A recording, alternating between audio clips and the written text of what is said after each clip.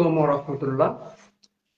সুপ্রিয় শিক্ষার্থীবৃন্দ, আজকে আমরা একটি অত্যন্ত গুরুত্বপূর্ণ গ্রামার ক্লাস করব এবং আজকে আমাদের গ্রামারের টপিকটি হচ্ছে কমপ্লিমেন্ট কি, এটি কত প্রকার এবং হচ্ছে কিভাবে সেটা আপনি মানে বাক্যে ইউজ করবেন সেটি একদম মানে কমপ্লিমেন্ট নিয়ে যে কথাগুলো আছে পুরোটাই ক্লিয়ার হয়ে যাবো এখন আমরা। আর তার আগে একটি কথা বলে নিই, আসলে আমাদের যে বিসিএস বা অ্যাডমিশনের যে সিলেবাস আছে সেগুলো করতে গিয়ে আমরা বারবার করে কমপ্লিমেন্ট, তারপরে আমরা ক্লজ ফ্রেজ নির্ণয় করতে গিয়েও কমপ্লিমেন্ট, লিঙ্কিং ভার্ব এই কথাগুলো বারবার করে বলবো। তো এই ছোট ছোট টপিক গুলো যদি আপনার জানা না থাকে তাহলে কিন্তু আপনি বড় টপিকে গিয়ে মানে ক্লাস করতে গিয়ে বুঝবেন না যে আসলে কমপ্লিমেন্ট কোনটাকে বলছে বা কিভাবে বুঝবো। ছোট ছোট বিষয়গুলো না জানলে বড় বড় বিষয়গুলো শেখা হয়ে উঠবে না। সো আজকে আমরা অত্যন্ত গুরুত্বপূর্ণ একটি গ্রামার টপিক কমপ্লিমেন্ট এটি নিয়ে আলোচনা করব। প্রথমেই দেখুন, একটু এই সেন্টেন্স গুলো দিকে লক্ষ্য করুন। এখানে আমি একটি সেন্টেন্স লিখেছি শি ইজ।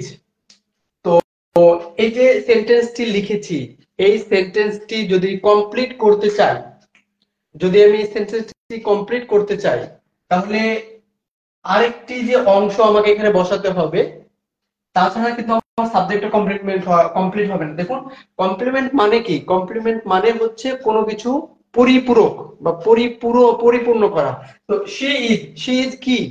কিছু একটা না বললে এই শি এই সাবজেক্টটা কিন্তু কমপ্লিট হচ্ছে না। তো এখানে যখন কিছু একটা বসাবেন তখনই এই সাবজেক্টটা কমপ্লিট হবে, আর এইটা যে বসাবেন এটাই হয়ে যাবে সাবজেক্ট কমপ্লিমেন্ট। যদি বলি শি ইজ আ ডক্টর, সে একজন ডক্টর, তাহলে এই যে সাবজেক্টটা কমপ্লিট করার জন্য যে পরবর্তী অংশটা বসালেন লিঙ্কিং ভার্বের সাথে, অর্থাৎ সাবজেক্ট এবং কমপ্লিমেন্টের মাঝে লিঙ্কিং ভার্ব বসে। তো এই যে এই সাবজেক্টটা কমপ্লিট করার জন্য যে অংশটা বসালাম এইটাই হচ্ছে সাবজেক্ট কমপ্লিমেন্ট। তো এখানে দেখুন তো এই সাবজেক্ট কমপ্লিমেন্টটা, এই ডক্টর এটা একটা নাউন না, অতএব সাবজেক্ট কমপ্লিমেন্টের জায়গাতে নাউন বসতে পারে, এটা একটা মাথায় রাখবেন। তাহলে সাবজেক্ট কমপ্লিমেন্ট এই যে ওয়ার্ডটি নাউন হতে পারে। ওকে, এরপরে দেখুন, আমি যদি বলি যে it was dash who helped me, এই বাক্যটা দেখুন এই ড্যাশটা না বসলে কিন্তু বাক্যটা কমপ্লিট হবে না। It was dash who helped me, it was কে, কে যে আমাকে সাহায্য করেছিল। অর্থাৎ কমপ্লিমেন্ট মানে হচ্ছে সেটা হচ্ছে সাবজেক্টটাকে কমপ্লিট করবে, যেটা সাবজেক্টকে কমপ্লিট করে সেটাই হচ্ছে সাবজেক্ট কমপ্লিমেন্ট। এই যে এটা সাবজেক্টটাকে কমপ্লিট করেছে তাই এটা হচ্ছে সাবজেক্ট কমপ্লিমেন্ট। Subject complement. এখানে দেখুন ইট ওয়াজ, আমি যদি হি বসাই, ইট ওয়াজ হি হু হেল্পড মি, সেই আমাকে হেল্প করেছিল। আপনি ইট ওয়াজ শি, ইট ওয়াজ দে, অর্থাৎ যে কোনো একটা প্রোনাউন এখানে কিন্তু বসাতে পারবেন, আপনি নাউনও বসাতে পারবেন। তাহলে আমরা দেখলাম যে এই সাবজেক্টটা কমপ্লিট হতে গেলে এখানে একটা কিছু বসানো লাগছে, অর্থাৎ এই যে কিছু একটা না বসালে যে সাবজেক্টটা কমপ্লিট হচ্ছে না, এইটাই হচ্ছে সাবজেক্ট কমপ্লিমেন্ট। অর্থাৎ এই যে কিছু একটা বসালেন তারপরে এই সাবজেক্টটা কমপ্লিট হলো, এইটাই হচ্ছে সাবজেক্ট কমপ্লিমেন্ট। আর এটা হচ্ছে একটা প্রোনাউন, অতএব আমরা মনে রাখবো যে সাবজেক্ট কমপ্লিমেন্টের জায়গায় নাউন অথবা প্রোনাউন বসতে পারে। অর্থাৎ এখানে দেখলাম যে সাবজেক্ট বসিয়ে আমি সাবজেক্টটা কমপ্লিট করলাম, আর এখানে প্রোনাউন বসিয়ে সাবজেক্টটা কমপ্লিট করলাম। এরপরে দেখুন দ্য স্কাই লুকস, আকাশটা দেখায় কেমন। কিছু একটা যদি না বসান তাহলে কি এই স্কাই, এই স্কাইটা কি কমপ্লিট হবে? এই যে আপনি যতক্ষণে কিছু একটা এখানে বসাবেন ততক্ষণে এই সাবজেক্টটা কমপ্লিট হবে। আর এই যে সাবজেক্ট কমপ্লিট করার জন্য যেটা বসাবেন এইটাকেই বলবো যে এটাই হচ্ছে সাবজেক্ট কমপ্লিমেন্ট। অর্থাৎ সাবজেক্টকে পরিপূর্ণ করতে গেলে এখানে একটা কিছু বসাতে হবে। কি বসাবেন? দ্য স্কাই লুকস ব্লু, দেখা যাচ্ছে আমি এটা বসালাম ব্লু, ব্লুটা একটা অ্যাডজেক্টিভ। অতএব এই যে এই ওয়ার্ডটা এখানে বসেছে সাবজেক্টকে কমপ্লিট করেছে, এই ওয়ার্ডটা বসানোর পরেই সাবজেক্টটা কমপ্লিট হলো, আর এই কারণেই এটাকে বলা হচ্ছে সাবজেক্ট কমপ্লিমেন্ট। তাহলে আমরা জানলাম যে সাবজেক্ট কমপ্লিমেন্ট হিসেবে সাধারণত নাউন, প্রোনাউন অথবা অ্যাডজেক্টিভ এই তিনটা জিনিস বুঝে থাকি, এটা মাথায় রাখবেন। তাহলে আমাদের সাবজেক্ট কমপ্লিমেন্ট জানা হয়ে গেল। সাবজেক্ট কমপ্লিমেন্টের জায়গায় কি বসে? নাউন বসে, প্রোনাউন বসে অথবা হচ্ছে অ্যাডজেক্টিভ বসে। এই বিষয়টি কি ক্লিয়ার যে সাবজেক্ট কমপ্লিমেন্ট আমরা এই তিনটি বাক্যের মাধ্যমে শিখে ফেললাম যে কমপ্লিমেন্টের একটি ভাগ হচ্ছে সাবজেক্ট কমপ্লিমেন্ট। এরপরে এবার আমরা জানবো অবজেক্ট কমপ্লিমেন্ট সম্পর্কে। আপনারা এইটা কিন্তু স্ক্রিনশট নিয়ে রাখতে পারেন, যেটা আপনাদের অনেক কাজে দেবে। তাহলে এই যে তিনটি বাক্যের মাধ্যমে আমরা জানলাম যে সাবজেক্ট কমপ্লিমেন্ট সাধারণত নাউন হয়, প্রোনাউন হয় অথবা অ্যাডজেক্টিভ হতে পারে।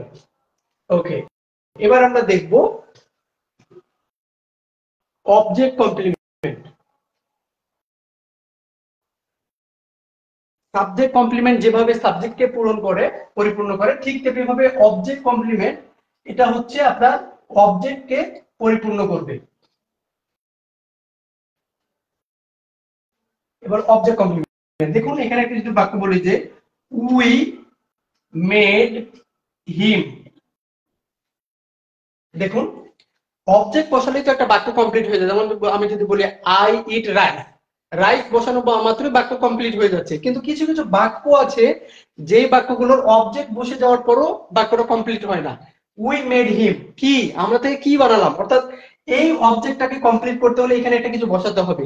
আর এই যে যেটা একটা বসাবেন সেইটাই হয়ে যাবে অবজেক্ট কমপ্লিমেন্ট। যেটা অবজেক্টকে পরিপূর্ণতা এনে দেয় সেইটাই হচ্ছে অবজেক্ট কমপ্লিমেন্ট। যেমন আমি যদি বলি উই মেড হিম ক্যাপ্টেন, আমরা তাকে ক্যাপ্টেন বানালাম।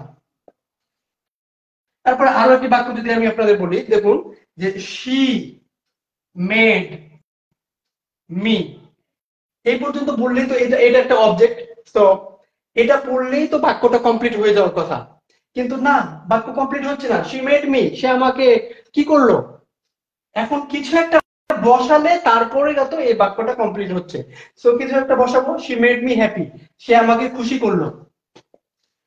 এই যে এই অবজেক্টটা কমপ্লিট করতে আমাকে যে হ্যাপি বসাতে হলো, এইটাই হচ্ছে অবজেক্ট কমপ্লিমেন্ট। আর কমপ্লিমেন্ট হচ্ছে মূলত এই দুইটাই, সাবজেক্ট কমপ্লিমেন্ট আর হচ্ছে অবজেক্ট কমপ্লিমেন্ট। এর আগে আমি আপনাদের দেখালাম যে সাবজেক্ট কমপ্লিমেন্ট কোনগুলো, আর এবার আপনাদের দেখালাম যে অবজেক্ট কমপ্লিমেন্ট। অর্থাৎ অবজেক্টকে কমপ্লিমেন্ট করার জন্য যে অতিরিক্ত ওয়ার্ড বলেন বা ফ্রেজ বলেন, আপনি যেটাই বসাবেন সেইটাই হচ্ছে অবজেক্ট কমপ্লিমেন্ট। তো এভাবে আমি ধীরে ধীরে আপনাদের অবজেক্ট কিভাবে নির্ণয় করবেন, তারপরে ছোট ছোট যে গ্রামার গুলো আছে, লিঙ্কিং ভার্ব, সিরিয়ালি এই ক্লাসগুলো নিতে থাকবো। তো thank you all for today. এখন নামাজের সময়, যেহেতু এখন এশার নামাজ এবং তারাবি হবে। So that's all for today. আসসালামু আলাইকুম ওয়া রাহমাতুল্লাহ।